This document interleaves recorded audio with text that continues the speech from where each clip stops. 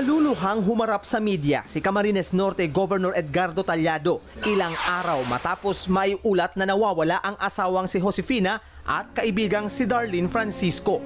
Ang mga iwasan po natin ang bigay ng sakit na pahayag o komentar. At mag-protect tayo hanggang makita natin muli si mga aking asawa.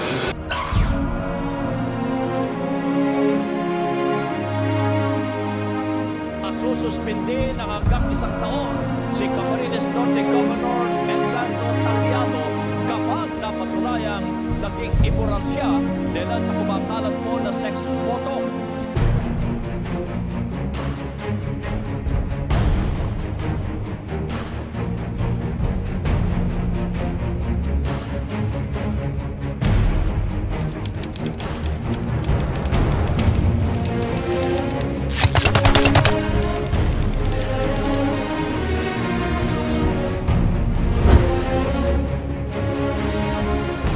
Kusa akong umalis o tumakas ako sa bahay namin kasi alam kong hindi na ako safe.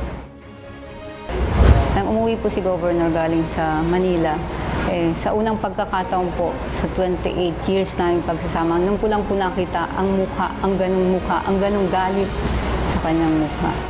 May baril po akong nakita sa likuran niya. Yun na po yung alam kong anytime baka patayin niya ako. Papatayin niya ako. Papatayin niya ako.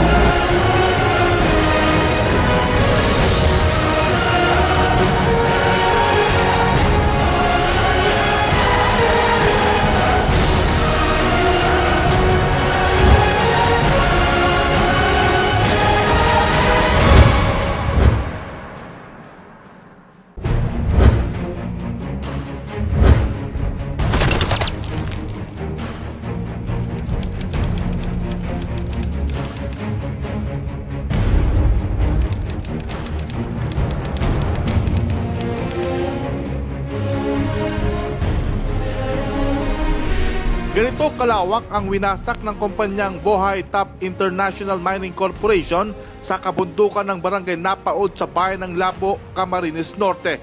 At sa kabila ng Executive Order 1979 ni Pangulong Benigno Aquino III noong Hulyo 2012 na nagbabawal sa pagmimina sa mga idineklarang protected area, nabigyan pa rin ng permit ng provincial government ng Camarines Norte ang Chinese company na Bohai Top International Mining Corporation. Nangangamba si Ginang Sinaida Gallardo sa kanilang kaligtasan dahil ilang metro na lang ang layo ng kanilang bahay sa open pit na ito.